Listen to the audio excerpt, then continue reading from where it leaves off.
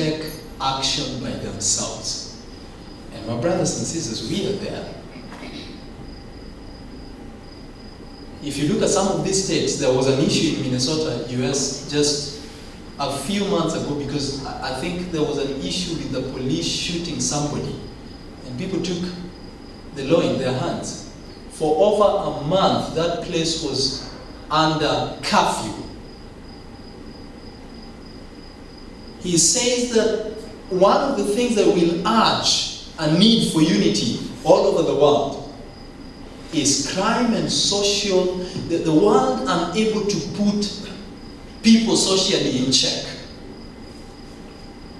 Socially in check. These things will urge for spiritual alliance. And I talked to you about this war in Iran. I'll probably discuss it a little bit and how it influences decisions going forward. But I want to begin with this building here. Anybody has an idea what this building is? This is the White House. It recently had a serious, it was not heat. Well, in the West. But why were they doing that? Because they wanted to expand the White House for an event that happened a few weeks ago. And that's what I want to talk about briefly. America marked its 250th birthday last month. It's in July of 7th, thereabout. And this was so historic, it drew the attention of not just Adventists like me, but also the attention of so many people worldwide. And I'm going to tell you the opinion of people who are not Adventists. And I want you to listen quite carefully, because, like I say, some of these things influence our steps moving forward in the imminent end. Watch. Okay. This is TNB.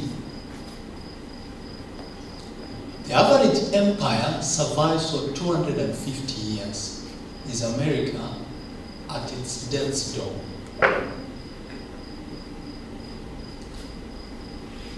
And to prove that, there have been very few empires in history. One of them was Rome, that ruled for many years, just a little over 200 years. And this is what historians and people who believe or who calculate things or who follow events by history think. And listen, Carl Thomas says America could be at its expiration date when US collapse in 2026.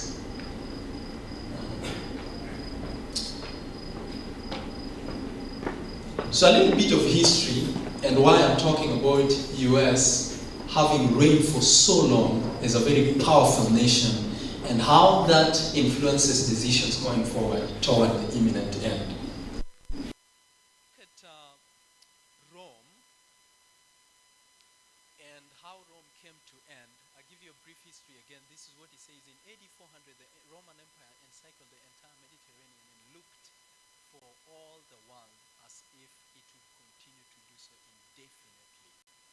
By AD 500, the western portion of the empire was no more. Mostly the part of the empire that the three kingdoms that they could not have control forward, if you follow prophecies so far. In its place stood some half-dozen new kingdoms whose names, the kingdoms of the Franks, the Burgundians, the Vandals, the Saxons, the Goths, linked them not to the old empire but to the world beyond its frontiers. The world of Germanic Europe, given this, and given the images of wars and violence that color almost every narrative of period, ancient and modern, it has always been hard to escape the conclusion that the blame for Rome's fall lies squarely with the ravening barbarians at the gate. What are we saying?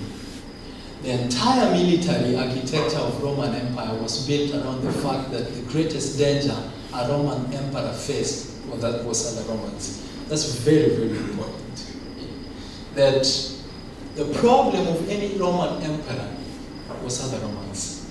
And you will see how America today feels that the problem of America is other Americans.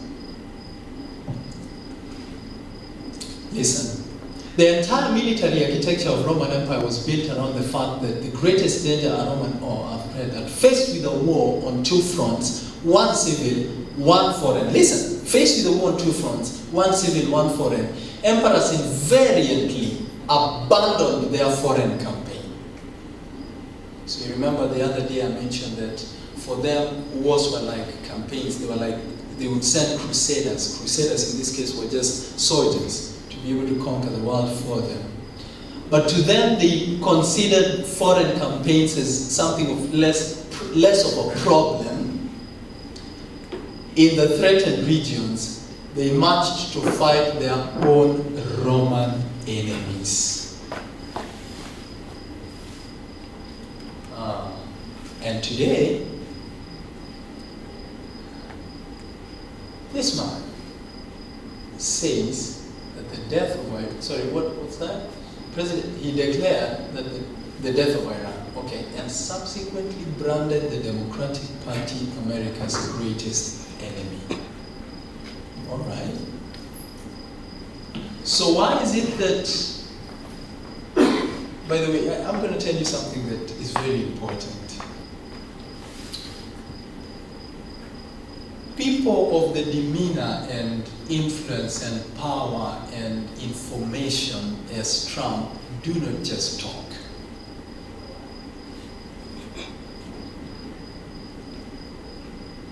They talk out of very deliberate discussions that have been had before, and things that either come as advice or as informed decisions, not just by himself, but a few people who probably help him run the government and systems that be.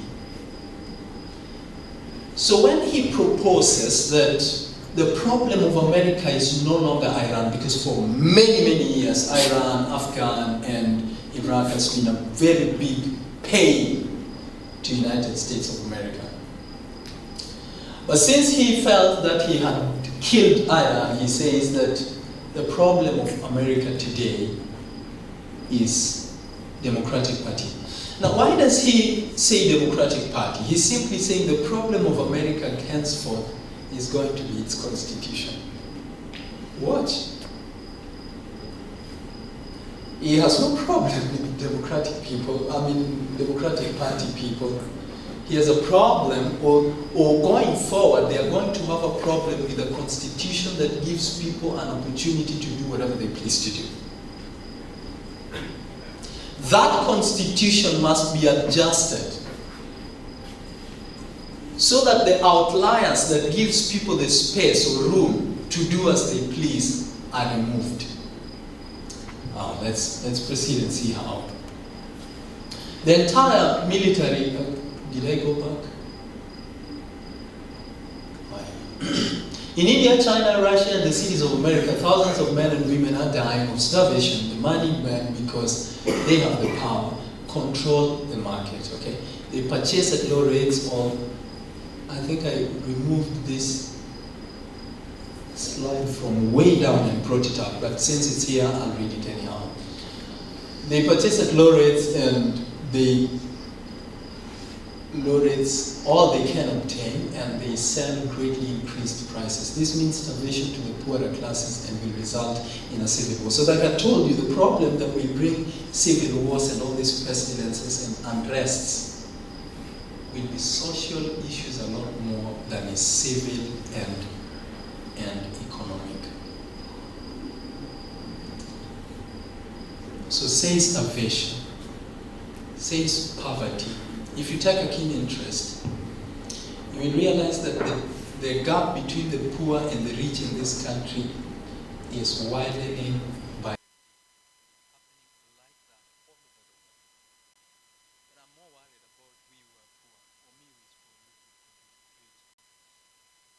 because an economy cannot be seen as a strong economy if that gap is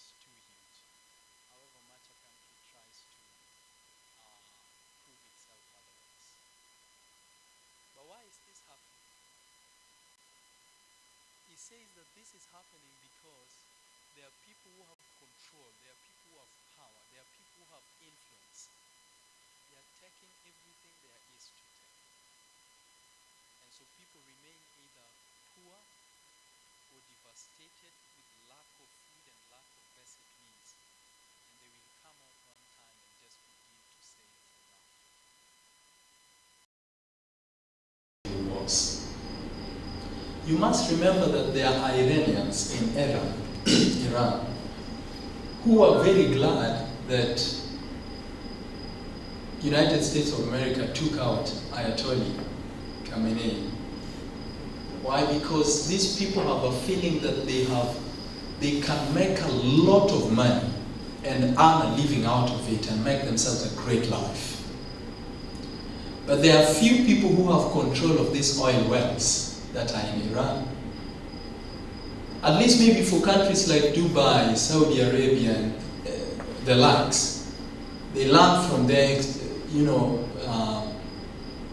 misfortunes and build their nations out from hard work, and everybody is included in the fight. But there are countries as very well capable as Iran, yet these people cannot have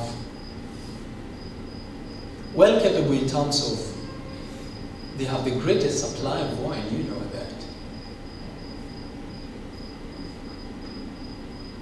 And oil is a commodity that is needed by nearly everyone, including that proud United States of America.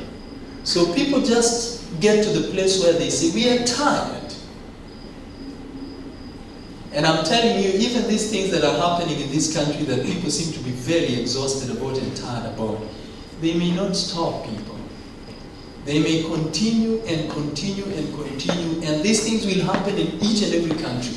You look at Kenya, Kenya does even better than probably UG and Tanzania. But I'm telling you, as worse as things continue to be, the more it continues to remind us that we are near the close of the end. So at this time, you remember when the US announced that they had attacked Iran and they took out their what do you call that, the place where they have their missile and all that. And once they did that, you have to remember United States is too far from Iran. So what they would simply do, Iranians, is attacking what? Air bases of United States of America, and as such attacking other countries. And it became very bad, very bad. And this thing is still going on, if you probably still didn't know.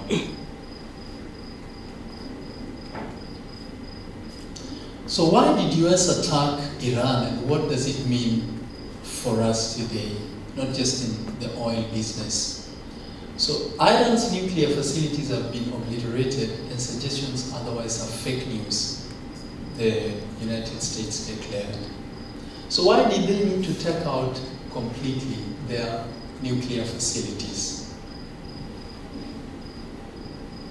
And why is America looking forward to ensure that no country except itself has nuclear facilities of its magnitude or of her magnitude?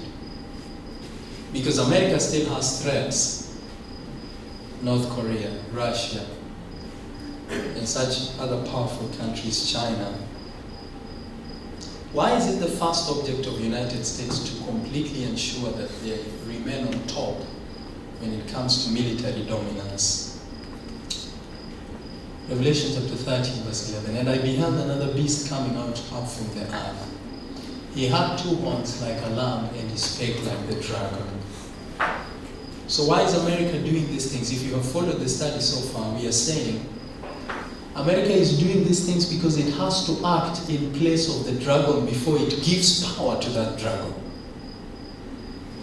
Because remember, as we said, that dragon or that beast or that power had been wounded in 1798. And the Bible suggests that that wound must be healed, but that wound is going to be healed sooner. But in the healing of that wound, this power from Revelation chapter 13 must give the power that it already has, or authority, to the dragon. Listen to this. As America, the land of religious liberty, shall unite with purpose, enforcing the conscience and the compelling men to honor the false serpent. The people of every country on the globe will be led to follow her example. Foreign nations will follow the examples of the United States. Though she leads out, yet the same crisis will come upon the people of all the world. Verse 15 suggests that, and he had power to give life unto the image of the beast, that the image of the beast should both speak and cause that as many as would not worship the image of the beast should be killed. So, and she causes both small, great, and rich, and poor, free, bond, to receive the mark of the beast in the right hand or in the forehead. So this power has the authority to force people. It might appeal to you, but it won't do it the next time. What do I mean? They're proud. They have military installations that are very powerful. They think we can come in with a lot of stealth and do whatever we can do. This thing can feed us for how many years as Kenyans? Just the budget of that. It's over $2 billion, this thing, they say. I thought we had mathematicians for another day. So, they say we have power, we have authority, we will ask you, but if you cannot be able to respond, we will come and do what we have to do necessarily. So they went to Venezuela after appealing to the man, and they took him out of his bed. And they didn't charge him in his own country, they charged him in their own country. And nobody had no say about it, because nobody has the level of power, arrogance, and influence as this power in Revelation chapter 13. By the way, I don't know what so far has happened with both these people. But you can imagine, even like I said, Venezuelans are struggling. I have watched some documentaries, and I'm telling you, these social issues will bring even a more urge. These people have tanks of oil down here on the ground earth, and they cannot be able to survive life because they are very poor, very poor. Yet, people like this man, hey, I'm not supporting the initiative by United States to take him to custody. I'm just saying, you can imagine that people can have resources that can make life better, but they cannot be able to benefit from those resources because of a few people in power and who have influence. So this nation, the United States of America, they have power to come in with stealth. They don't need clearance from your airport authorities. No. They come and fly through your air, and they do what they do.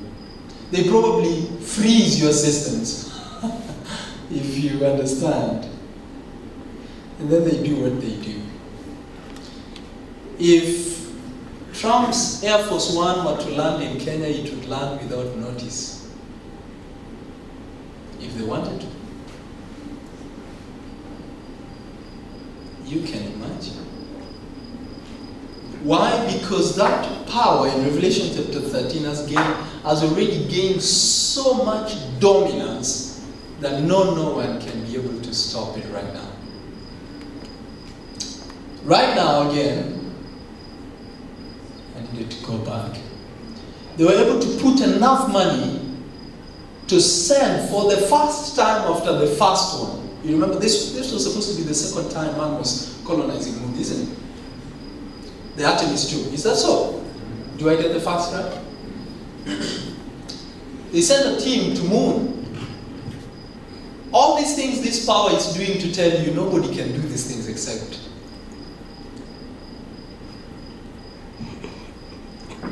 Insisting tu tunaweza piga shughuli. And now with the help of many of these tech guys in the United States, and even borrowed intelligence from other countries, they used to influence even the tech space. Elon Musk, men like Bill Gates, and financialists like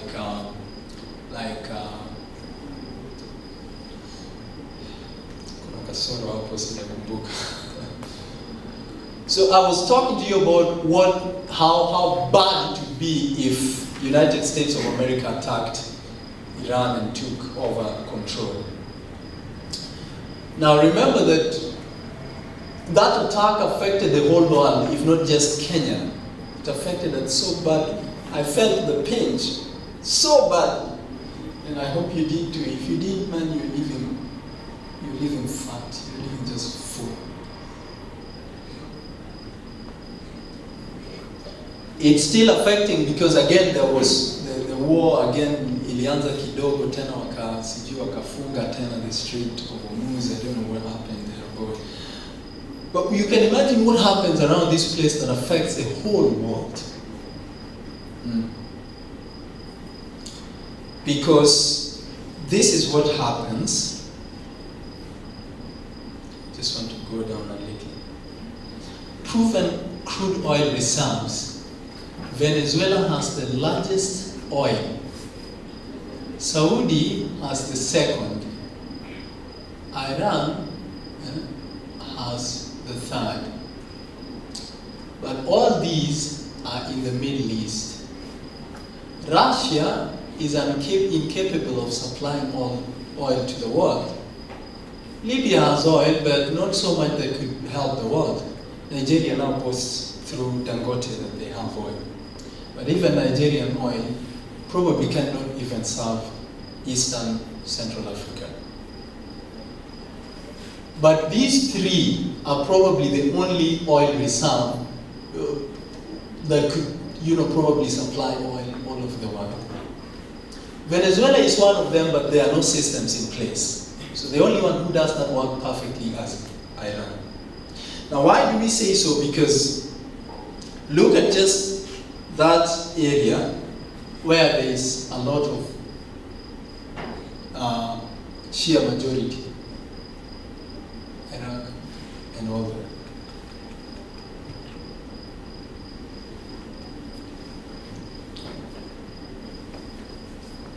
So what will happen? There was a time that United States along with UK and Netherlands imposed a total oil embargo on Japan in July 1941. Watch. Freezing all Japanese assets. This action triggered by Japan's expansion into French Indochina. What's the word there? Cut off about 88 to 90% of Japan's oil imports. The move which effectively crippled Japan's military. So how do you cripple the military if you want to kill their livelihood? Iran could not be able, they have no resource to give them money to make those missiles except oil. So they say what you do, suppress their oil business so badly. First of all, kill all their missiles, then suppress all their oil business. They will be incapable for many years going forward to build those things they have built. Hey, missiles are very expensive. Well, I don't know so much about them, but looking at what a missile can do, I take it that it takes years and experience and money to be able to put them together.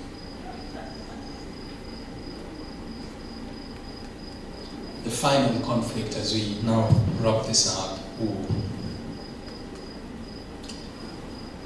So he says, and that no man might buy or sell save them that have the mark and the name of the beast, or the number of his name. Here is wisdom. Let him that understand, that hath understanding count the number of the beast, for it is number of man 666. Of course, you know that.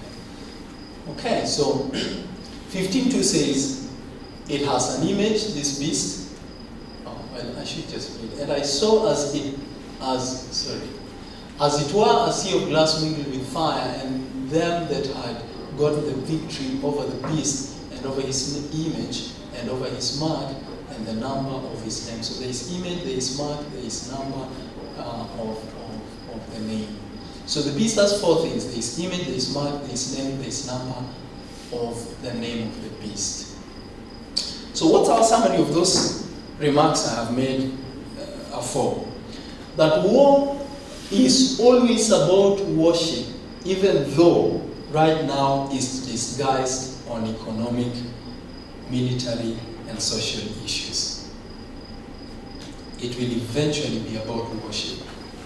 Number two, that the whole world will be involved or is involved in this whole saga.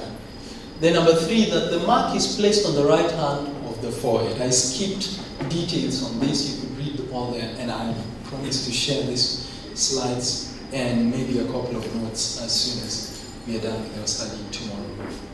That there will be no buying or selling, and that saints will be persecuted and killed. The beast has a name and the number is 666. And the third angel followed, saying in a loud voice, if any man worship the beast and his image and receive his mark in his forehead and his hand, the same shall drink of the wine of the wrath of God, and he shall be tormented with fire and brimstone. So we are asking the question, if this power is going to give authority to the second beast, what must it do to be able to get there? You know this guy? He's called who? Huh?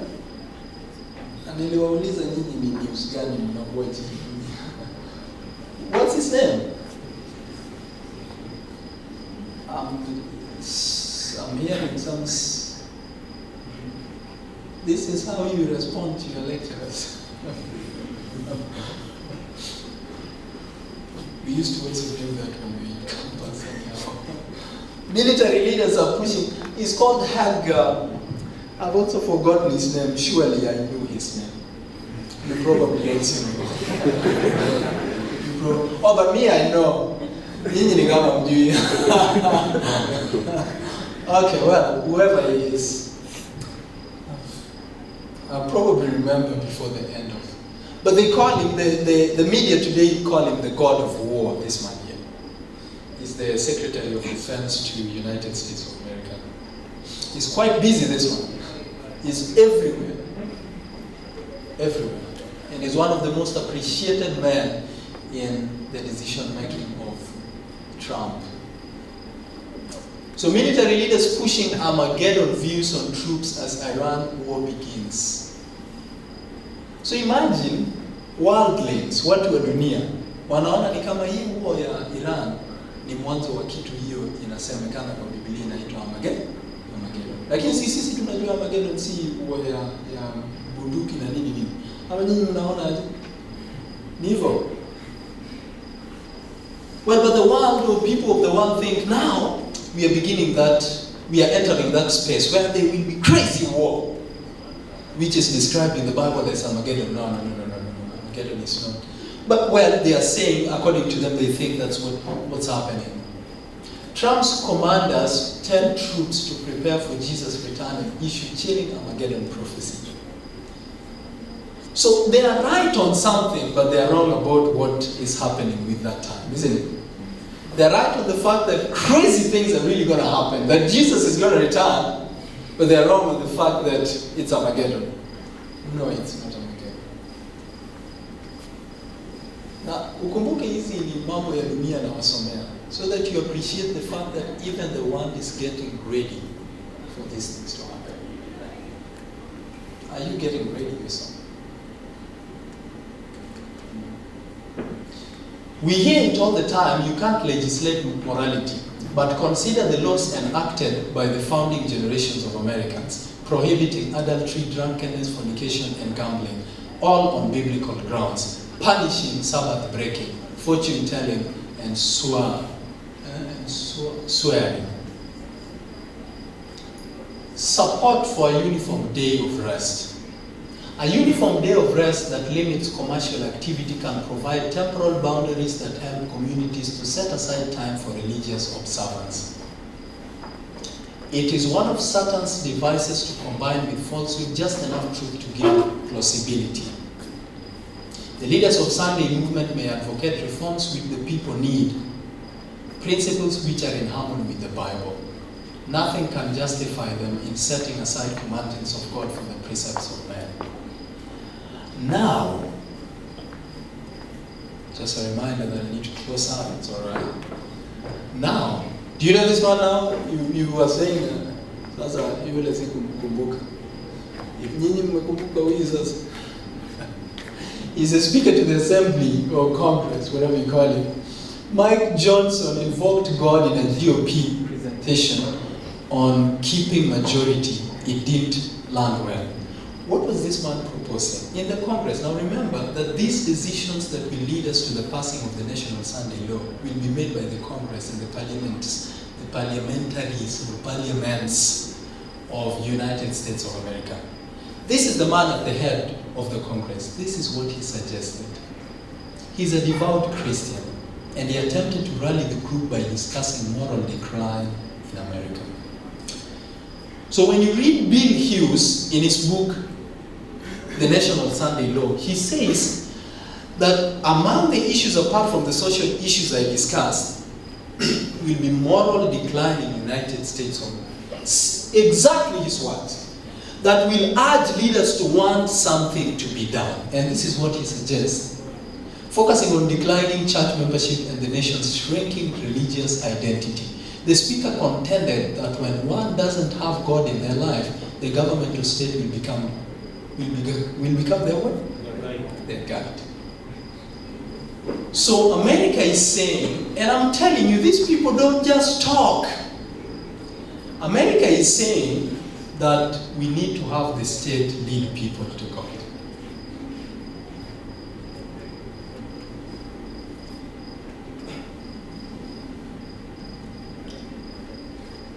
But the responsibility for, he says, I'm sure Johnson is concerned about church membership decline. Most Christians, myself included, are concerned. But the responsibility of evangelism lies with churches, not with the Speaker of the National House. If increasing number of people going to church is his priority, Johnson ought to be leading a church, not Congress. He seems to think that government promotion of Christianity will help reverse the trend of declining church membership. I told you the other day that Trump was voted in by the church. You know that? And he's going to make significant advancements toward giving the church what it exactly needs. A nation that votes a leader through the church is going to have trouble, because that level of craziness can affect the nation so bad.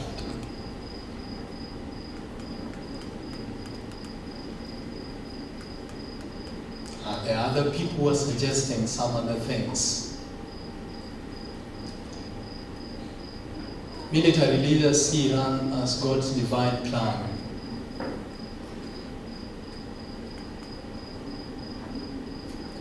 There is this man, I have also forgotten his name. Joel, sorry, yes, it's even written there. Joel. Do you know what he suggests? He's a podcaster, and he talks a lot, like on religion. Like, what's the name of this young man they killed, who talked a lot about religion? Huyo lazima mjue. I'm just hearing. What's his name? Huh? Huh? Kirk, yes, Kirk. You remember how Kirk's death brought a crazy all over the world? Why do you think so? And there are people who predicted that had Kirk lived, he might have become president of the United States. Why is there an urge that we need religious leaders to become presidents of the United States?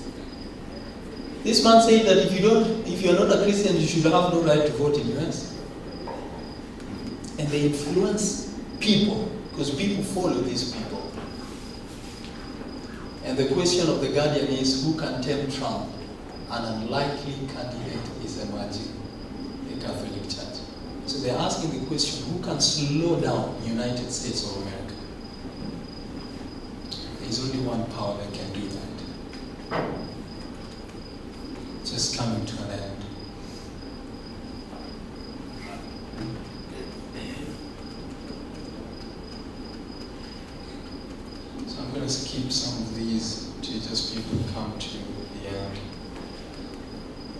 probably summarize these other thoughts tomorrow. We know how the church, the mother church, the Catholic system boasts of being the mother of all churches, and how it changed the law from Sabbath observance to Sunday. Si hizo mnajua? Si mnajifunzanga kama si hapa mission? If you must know, by the way, I went to my first mission with JKUAT. Amazing people. You might not even know them. Maybe they come here for, what do you call them? For that Sabbath for you. In 2013. Were any of you born then?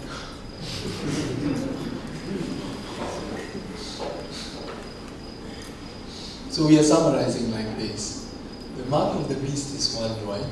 The mark concerns worship. The mark is received on the forehead. Those who received the mark were deceived through miracles. I have not touched on that. But we know that the image of the beast is apostate Protestantism. Apostate Protestantism ni hizi makanisa zote ambazo ni wafuasi wa kanisa ya Kikatoliki, lakini wanajifanya kana kwamba walitoka huko. So they are the ones who will deceive people, hence leading people to receive the mark of the beast. Those with the mark of the beast, their end is death. Receiving the mark of the beast is sin before God, and sin is breaking the law of God.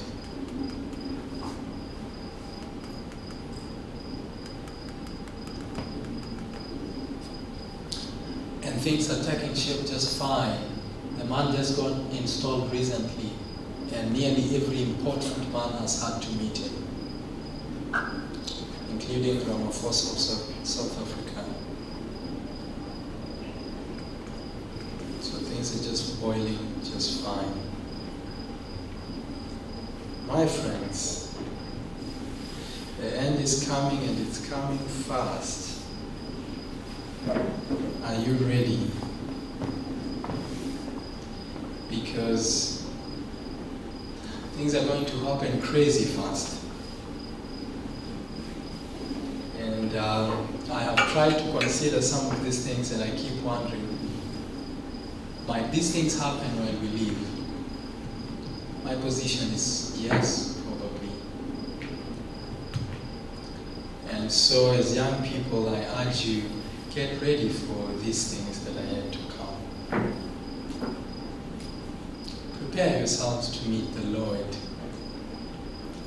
You cannot prepare yourself in a crisis. This is the time. And I urge you to do just that. May the Lord bless you all. Could I say a prayer? Shall we pray? Heavenly Father, we are grateful for the privilege we have had to briefly discuss. And we are seeing just how these events are shaping up. A lot of most things that I have discussed with your children is just basic information and history. But that is very, very important as we look at imminent end. And thank you because you are slowly bringing us to the close of this discussion. We hope, dear Lord, to finish up tomorrow, or rather at the break of the day. And we pray in a special way that your Spirit may not depart from us.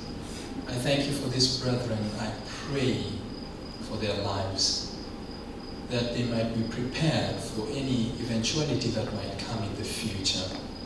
And if not, Heavenly Father, might they be generally just prepared for your secondary time.